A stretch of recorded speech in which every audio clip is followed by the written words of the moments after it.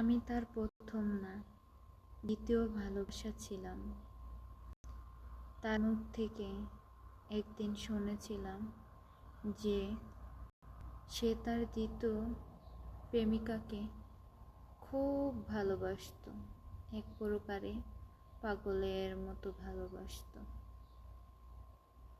তারপরে তার কথা শুনে আমি মনে করলাম যে তাকে ভালোই বাসেনি, সে তাকে এতটাই ভালোবাসতে পারে, তাহলে আমাকে না জানি কতটা ভালোবাসবে আমি যদি তাকে ভালোবাসি।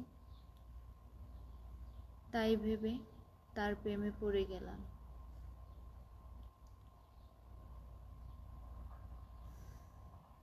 প্রেমে পড়ার পরে তার সাথে আমার দিনের পর দিন কথা হয়, রাতের পর রাত কথা হয়। আমরা সব সময় কথা বলতে থাকি। দুজনের ভিতরে অনেক ভালোবাসা জন্মালো।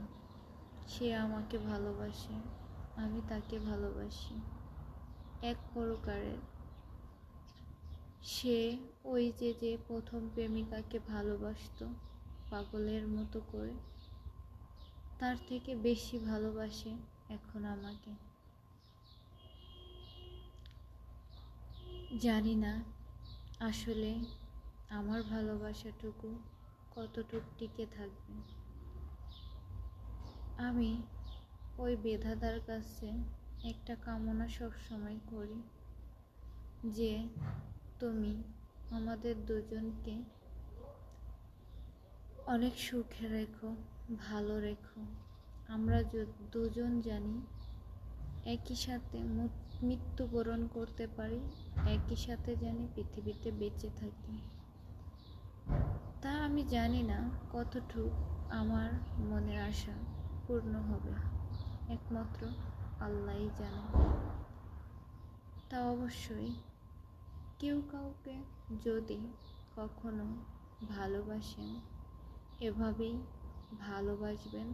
দুজন দুজনার পাশে থাকবেন, দুজন দুজনার হয়ে থাকবেন, একজন আরেকজনকে বুঝবেন। তাহলে দেখবেন আপনার ভালোবাসাটা অনেক মধুর হবে। ভালোবাসা নামক এই যে জিনিসটা, এটা কোথা থেকে এসেছে আমি যতটুকু জানি, এরা খোদার আরশ থেকে এসেছে। কারণ আমার খোদা আমার প্রিয় নবী হযরত মুহাম্মদ সাল্লাল্লাহু আলাইহি সাল্লামকে অনেক ভালোবাসতেন। সেই ভালোবাসা থেকেই এই ভালোবাসাটা আসছে। তা অবশ্যই যদি কেউ কারো ভালোবাসা তুচ্ছ করেন, কেউ কাউকে ভালোবাসলে অপমান অবহেলা করেন, আমি মনে করি এটা আমার প্রিয় নবী হযরত মুহাম্মদ সাল্লাল্লাহু আলাইহি সাল্লামকে অপমানও করা হয়েছে। তা অবশ্যই যে যাকে ভালোবাসবেন ধরে রাখার চেষ্টা করবেন। কেউ কখনো কারোর সাথে ছলনা করবেন না। ছলনা জিনিসটা অনেক খারাপ, এই জিনিসটা বেশি ভালো না ভাই। তা অবশ্যই এটা সবাই ফলো করবেন যে কেউ কাউকে ঠকানোর কখনো চেষ্টা করবে না। আপনি যদি আজকে অন্য কাউকে ঠকান, আপনাকে ওই আল্লাহ তাআলা ঠকাবে। কারণ একটা মানুষকে মনে থেকে বিশ্বাস করেই তাকে ভালোবাসে, আর সেই ভালোবাসা থেকে কিন্তু আপনার সংসার জীবনে এগিয়ে যায়। তারপরে সংসার জীবনে বাচ্চা কাচ্চা হয়, সংসার জীবনে সারাটা জীবন পার করে দেয় ভালোবেসে, মায়ায় পড়ে। এত ভালোবাসা যদি যার ভিতরে থাকে, কখনো অন্যকে ছেড়ে যাওয়ার চিন্তা ভাবনাও করে না। আছে কিছু দুষ্ট প্রকারের মানুষ আছে যে একজনকে ভালোবেসে আশা দেয়, ভরসা দেয়, স্বপ্ন দেখায়, তারপরে কিছুদিন পরে তার মনটাকে ভেঙে চূর্ণ বিচূর্ণ করে দিয়ে দূর অজানায় হারিয়ে যায়। তা সবসময় আমরা একটা কথা ভাববো, আজকে যদি আপনি অন্যকে ঠকান, আপনাকে কে ঠকাবে? ওই যে উপরে যিনি আছেন তিনি আপনাকে ঠকাবেন। কারণ আল্লাহ ছাড় দেয়, কাউকে ছেড়ে দেয় না। একটা কথা মনে রাখবেন, যে পাপ করবে তার শাস্তিও আছে। আল্লাহ শাস্তি না দিয়ে তাকে কখনো ক্ষমা করেন। তো অবশ্যই আপনি যেটাই করবেন একটু ভেবে চিন্তে তারপরে করবেন, দেখবেন আপনার জীবনে সুখ আসবে, শান্তি আসবে। মানুষকে ঠকাবেন না কখনো, কারো ক্ষতি কামনা করবেন না, কখনো কারো ক্ষতি চাবেন না। আপনাকে কেউ ক্ষতি করছে, আপনার কেউ ক্ষতি চায়, আপনি বলবেন ওই আল্লাহর কাছে যে আল্লাহ তার হৃদায়ত দান করো, সে জানি কখনো এরকম পাপ কাজ না করে। এভাবে যদি সব মানুষগুলো আমি মনে করি চলে, তাহলে পৃথিবীতে হয়তো কোনো মানুষের থেকে কষ্ট পাবে না, কোনো মানুষের ক্ষতি করবে না। এই কথাগুলো হয়তো অনেকের কাছে ভালো লাগবে, অনেকের কাছে খারাপ লাগবে, তারপরও আমি কথাগুলো বললাম।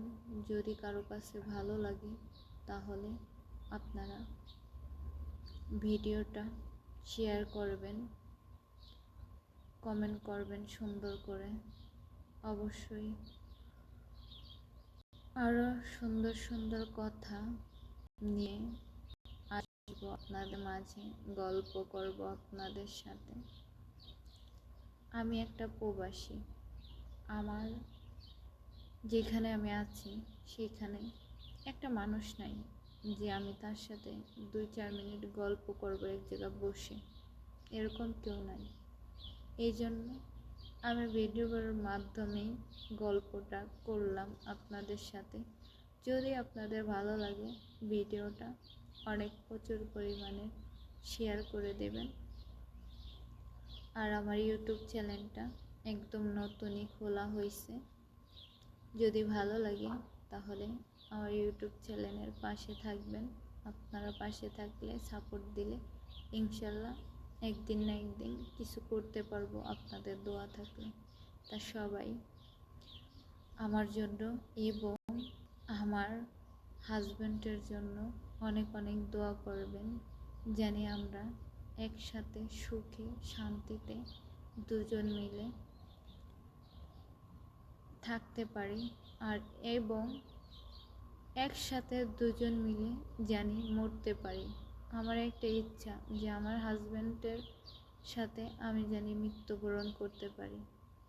দুজন একই দিনে একই সময় জানি আল্লাহ আমাদের মৃত্যুবরণ করায়, এই কামনা আমার সবসময় আমার আল্লাহর কাছে। তা সবাই আমার জন্য দোয়া করবেন, আমার হাজব্যান্ডের জন্য দোয়া করবেন। আমরা যেহেতু নতুন জীবনে পা দিচ্ছি, তা সবার কাছ থেকে দোয়া চাই এবং ভালোবাসা চাই। সবাই দোয়া এবং ভালোবাসা দিবেন। তা সবার কাছ থেকে ক্ষমা চাইতেছি। হয়তো কিছু মানুষের কাছে আমি কথাগুলো ভালো লাগবে না, কিছু মানুষের কাছে ভালো লাগবে। অবশ্যই সবাই ক্ষমার দৃষ্টিতে দেখবেন, সবাই ভিডিওটা শেয়ার করবেন, সবাই পাশে থাকবেন। ইনশাল্লাহ আমি সবার জন্য দোয়া করব। আল্লাহ হাফেজ। ভালো থাকবেন, সুস্থ থাকবেন সেই কামনা করি। আল্লাহ সবাইরে ভালো রাখুক, সুস্থ রাখুক।